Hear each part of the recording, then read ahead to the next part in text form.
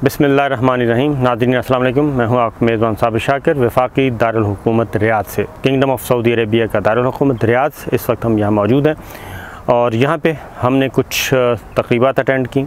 और एक सऊदी अरब की एक नई तारीख़ रकम की गई है। नया दौर शुरू किया गया सऊदी अरब में और अब हर साल सऊदी अरब में 22 फरवरी को फाउंडेशन डे यौम तासीस मनाया जाएगा और इसका फ़ैसला पिछले माह किया गया और किंग सलमान ने इसकी मंजूरी दी और अब यौम तासीस को लिंक किया गया है 22 फरवरी 1727 के साथ। इसकी पूरी डिटेल है वो इंशाल्लाह मैं किसी वक्त फिर शेयर करूँगा। मुख्तसर मैं आपको बता देता हूँ कि जो सऊदी अरब जैसे अमेरिका दरियाफ़्त किया गया था, इसी तरीके से सऊदी अरब जब पहली मरतबा दरियाफ़्त किया गया और पहली बुनियाद सऊदी अरब की यहाँ पे रखी गई तो वो 1727 22 फरवरी के साथ लिंक किया गया है और इसकी बेस पे अब हर साल मनाया जाएगा यौम तासीस और आम तातील हुआ करेगी सऊदी अरब में। तो ये पहला क्योंकि यौम तासीस था, 3 रोज़ा तक़रीबात का यहाँ पे एहतमाम किया गया, बिल्कुल एक फ़ेस्टिवल की तरह मनाया जा रहा है 3 रोज़ा तक़रीबात में। और यहाँ पे मुख्तलिफ़ डेलीगेट्स आए हुए हैं और उनके साथ भी सारी चीज़ें शेयर की जा रही हैं। कल हमने एक मेगा इवेंट जो हमने देखा उसमें परेड थी, फ़ौजी परेड, और जिस तरीके से जैसे हमारे यहाँ यौम पाकिस्तान के मौके पे 23 मार्च को बाकायदा तौर पे होती है, इसी तरीके से कल सऊदी अरब में एक बहुत बड़ा इवेंट रियाद वफाकी दारुल हुकूमत रियाद से बाहर एक वादी है, वादी नमर, वहाँ पे इसका एहतमाम किया गया था और वहाँ पे मुख्तलिफ़ सकाफ़ती मुख्तलिफ़ इलाक़ों की सकाफ़त को दिखाया गया, सऊदी अरब की तारीख़ को डेमो करके बताया गया, म्यूज़िक प्रोग्राम था और यहाँ के जो नामवर म्यूज़िशन हैं, सिंगर हैं, उन्होंने कौमी नग़मे यहाँ के, और वो सारा कुछ बहुत ही ख़ूबसूरत प्रोग्राम था और उसमें भी दुनिया भर से आए हुए डेलीगेट्स ने उसमें शिरकत की और उसको ऑब्ज़र्व किया। गवर्नर जो रियाद थे वो वहाँ पे मौजूद थे और जो प्रिंस मुख्तलिफ़ जो किंग फैमिली है उनके लोगों ने ऑब्ज़र्व किया। मिलिट्री ऑफिशल्स वहाँ पे थे, सिक्योरिटी के इंतज़ामात इंतहाई सख्त थे। तो ये सारा कुछ किया गया। फिर इसी तरीके से यहाँ पे एक पूरा फेस्टिवल के तौर पे कल्चरल शोज़ हो रहे हैं और लोग जो हैं, ख़वातीन, बच्चे जो हैं, वो बिल्कुल इस तरह मना रहे हैं 22 फरवरी को जैसे कोई ईद का त्यौहार और ख़ुशी का त्यौहार है। जो पूरा दारुल हुकूमत है सजाया गया है, मुख्तलिफ़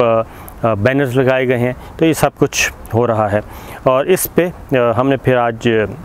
सऊदी फ़ंड फॉर डेवलपमेंट वहाँ का भी विज़िट किया। वहाँ पे जो सऊदी अरब दुनिया भर के मुख्तलिफ़ मुल्कों में तकरीबन 84 कंट्रीज़ में सैकड़ों प्रोजेक्ट्स पे काम कर रहा है जो डेवलपमेंट के हैं और बिलियंस ऑफ डॉलर्स जो है वो इन्वेस्ट करता है। उसमें पाकिस्तान शामिल है, सेंट्रल एशियन स्टेट्स शामिल हैं और इसमें मालदीव है, सूडान है, अफ्रीकी ममालिक हैं और वस्त एशियाई रियासतें तो बहुत ज़्यादा वहाँ पे मेगा प्रोजेक्ट्स हैं डेवलपमेंट के। एनर्जी के शोबे में ताउन कर रहा है, ज़राअत के शोबे में, सेहत, तालीम, मुख्तलिफ़ और ह्यूमन डेवलपमेंट पे बहुत ज़्यादा काम किया जा रहा है। ख़ास तौर पे सऊदी फ़ंड फॉर डेवलपमेंट जो है इसके तहत और कुछ बिल्कुल क्या कहना चाहिए कि इमदाद के तौर पे किया जाता है और कुछ लोन दिया जाता है और लोन भी 2% पे, वो कहते हैं सब कम से कम जो एक माइनर सा है 2% पे दिया जाता है आसान शराइत पे। तो बहुत ज़्यादा जो काम हो रहा है, पाकिस्तान भी उसमें शामिल है और पाकिस्तान के भी मुख्तलिफ़ जो प्रोजेक्ट्स है उसके बारे में भी ब्रीफ़ किया गया। यहाँ पे जो एक चीज़ पाई जा रही है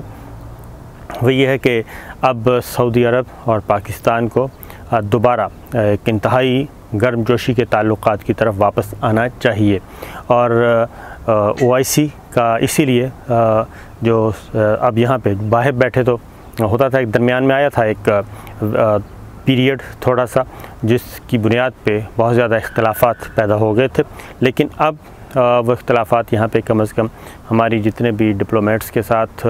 और जितने भी जो आला हुक्काम हैं सऊदी अरब के, उनके साथ थिंक टैंक्स के साथ जो मुलाकातें हुई उसमें यहाँ पे ये पल्स पाई जाती है कि जी बिल्कुल ऐसा नहीं है। अब पाकिस्तान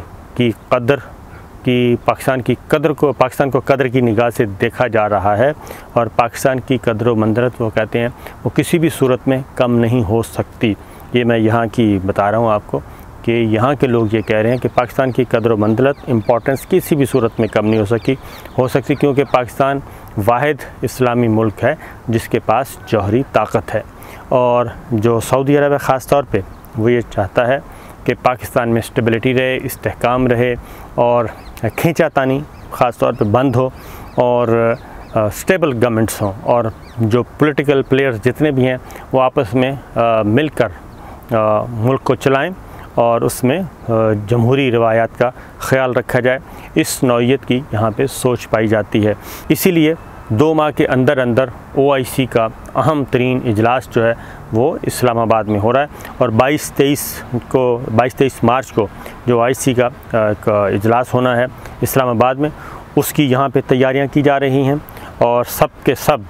यहाँ पे सऊदी अरब की भी भरपूर नुमाइंदगी होगी और सऊदी अरब अपने हम ख्याल मुल्कों को भी उनकी भी नुमाइंदगी वहाँ पे होगी। और एक और चीज़ मैं आपको बता दूँ कि यहाँ पे एक और OIC के फोरम पे एक नई डेवलपमेंट है जो कि बहुत बड़ी है। वज़ीर-ए-आज़म इमरान खान ने एक बात की थी और वही थी कि तुर्की, मलेशिया, पाकिस्तान, सऊदी अरब ये सब मिल के जो हैं एक न्यूज़ TV चैनल लेके आएँ, बड़ा मीडिया हाउस हो जो इस्लामोफोबिया का मुकाबला करे और इस्लाम के बारे में, दीन इस्लाम के बारे में, मुसलमानों के हकूक़ के बारे में, मुसलमानों के मफादात के बारे में एक भरपूर आवाज़ उठाए, जैसा कि वेस्टर्न मीडिया करता है कि वो एक अपनी कम्युनिटी को लेकर चलता है, यूरोपियन मीडिया करता है। तो इस तरीके से पाकिस्तान को भी, तो अब उस आइडिया को उस सारे कॉन्सेप्ट को बजाय इसके कि वो 3-4 मुल्कों तक महदूद रखा जाए, यहाँ पे OIC में नए फोरम की बुनियाद रखी जा रही है, बल्कि रखी जा चुकी है इस्लामिक ब्रॉडकास्टिंग यूनियन के नाम से। अब उसको लाया जा रहा है, उसका बाकायदा तौर पे यहाँ पे सेक्रेटेरिएट है और जद्दा में, लेकिन अब उसको OIC के फोरम पे लेके आया जा रहा है और जितने भी इस्लामिक कंट्रीज़ हैं OIC के मेंबर ममालिक, उन सब को उसमें शामिल किया जा रहा है। और इस सिलसिले में एक वफ़द जो है वो पाकिस्तान का विज़िट करने वाला है, वज़ीर ख़ारजा शाह महमूद कुरैशी से मुलाकात करेगा, उसको बाकायदा तौर पे ब्रीफ़ किया जाएगा और इसमें तमाम जो इस्लामी मुल्क हैं, इस्लामी रियासतें हैं, उनको दावत दी जाएगी, बल्कि उनको इनकरेज किया जाएगा कि वो इस फोरम पे आएँ और इस फोरम को बाकायदा तौर पे एक इस्लामी ममालिक का एक मीडिया हाउस और मीडिया फोरम बनाया जाए इंटरनेशनल। और इसमें पाकिस्तान का रोल बड़ा इम्पॉर्टेंट होगा क्योंकि पाकिस्तान बड़ा मुल्क है। यहाँ पे इंडोनेशिया, मलेशिया, सूडान, मिस्र, बहुत सारे मुल्कों के यहाँ पे सहाफ़ी आए हुए हैं और उनके साथ भी इंटरेक्शन चल रहा है। तो ये एक नया प्लेटफॉर्म जो है वज़ा किया जा रहा है, जिस पे जो हमें ब्रीफ़ किया गया उसमें इस्लामोफोबिया ख़ास तौर पे, मुसलमानों के ख़िलाफ़ प्रोपेगेंडा, दीन के ख़िलाफ़ प्रोपेगेंडा और जितने भी मसाइल हैं वो मीडिया में उजागर किए जा सकेंगे इस फोरम पे, IBU पे आके। और इसमें तमाम ममालिक, अगर अफ्रीकी ममालिक को मसाइल हैं, मिडल ईस्ट के मसाइल हैं, पाकिस्तान का मसला है, ख़ास तौर पे कश्मीर का मामला है, फ़लस्तीन का मामला है, यमन का मामला है और लेबनान,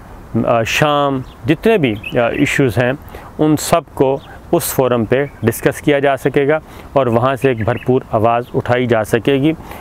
जो बहुत सारी बातें जो कि नहीं कही जा सकती डिप्लोमेटिक चैनल्स के ज़रिए और हुकूमती चैनल्स के ज़रिए, उसको फिर इधर से आवाज़ बुलंद की जाएगी। तो ये एक मेगा प्रोजेक्ट यहाँ पे हो रहा है। तो मेरा ख़्याल है कि अगर ये आगे बढ़ता है तो इससे काफ़ी फ़ायदा होगा। और चूँकि आपको मालूम है कि मुस्तकबिल का जो दौर है वो है ही सोशल मीडिया का, डिजिटल मीडिया का और इलेक्ट्रॉनिक मीडिया का, तो उससे नबर्द आज़मा होने के लिए यहाँ पे फिर इस्लामिक ब्रॉडकास्टिंग यूनियन का अपना सोशल मीडिया होगा, डिजिटल मीडिया होगा और उस पे, और ये सिर्फ यही नहीं होगा बल्कि तमाम इस्लामी ममालिक जो हैं वो वर्कशॉप हुआ करेंगी, ट्रेनिंग वर्कशॉप हुआ करेंगी, एक दूसरे की ट्रेनिंग दी जाएगी और उसमें एक दूसरे के मुल्कों में जाके जो डेलीगेट्स जाया करेंगे, जर्नलिस्ट विज़िट करेंगे और समझने में और एक दूसरे के प्रोग्राम में, करंट अफेयर्स प्रोग्राम में शिरकत हुआ करेगी। तो ये एक सारा बहुत ही कहना चाहिए बड़ा फोरम बनने जा रहा है और अगर ये सारी चीज़ें एज़ इट इज़ कामयाब हो जाती हैं तो काफ़ी बड़ी चेंज आएगी। फिर सऊदी अरब के बारे में बता दूं कि सऊदी अरब का जो नया सऊदी अरब जो हम देख रहे हैं यहाँ पे, और उसमें यूथ को बहुत ज़्यादा इन्वॉल्व किया जा रहा है, यूथ को और ख़वातीन को। ख़वातीन अब हमें यहाँ पे हर शोबे में नज़र आ रही हैं, सिक्योरिटी फोर्सेस हों या फिर सरकारी महकमे हों, वहाँ पे हमें ख़वातीन, पढ़ी लिखी ख़वातीन जो हैं बहुत ज़्यादा नज़र आ रही हैं और बहुत ज़्यादा फ़ाल हैं। फिर यहाँ का सोशल मीडिया, डिजिटल मीडिया हुकूमती सतह पे भी, और यहाँ की जो वज़ारत मीडिया है, वज़ारतुल आलाम कहा जाता है, इंफॉर्मेशन मिनिस्ट्री हमारे यहाँ होती है, यहाँ पे मीडिया मिनिस्ट्री है वो, और फिर वज़ारत कल्चर जो है वो बहुत ज़्यादा मुतहर्रिक हैं। तो एक बड़े पैमाने पे कामयाब हो रहा है ताकि बदलते हुए तकाज़ों के मुताबिक सऊदी अरब नए दौर में दाखिल हो। और फिर उम्रा और हज जो है उसको भी ईज़ किया जा रहा है। हमने मालूम किया कि ये कोरोना के बाद अभी तक मामूल पे नहीं आ सकी उम्रा और हज की इबादत, तो इस सिलसिले में उसको भी ई हज और ई उम्रा किया जा रहा है और इसमें भी मैनुअली जो पेपर वर्क ख़त्म किया जा रहा है, मैनुअली ख़त्म किया जा रहा है और सारे का सारा ई वीज़ा होगा, ई ट्रांसपोर्ट होगी, हर चीज़ जो है वो आपको ऑनलाइन मुयस्सर होगी और अकॉर्डिंगली आप अपना सफ़र हज और उम्रे का सफ़र मुकम्मल कर सकेंगे और अपनी इबादत पूरी किया करेंगे। और ये बहुत जल्द वो कहते हैं जी 1 साल के अंदर अंदर सूरत हाल मामूल पे आ जाएगी और तमाम मुस्लिम ममालिक और तमाम मुसलमान जो हैं दुनिया भर में जो इंतज़ार कर रहे हैं बैतुल्लाह का तवाफ़ का, रोज़ा रसूल सल्लल्लाहु अलैहि वसल्लम पे हाज़िरी का, तो वो सब के सब तैयार रहें और ये सब कुछ ईज़ होने वाला है। तो ये है यहाँ तक की इत्तला दी। इजाज़त दीजिए, अल्लाह हाफ़िज़।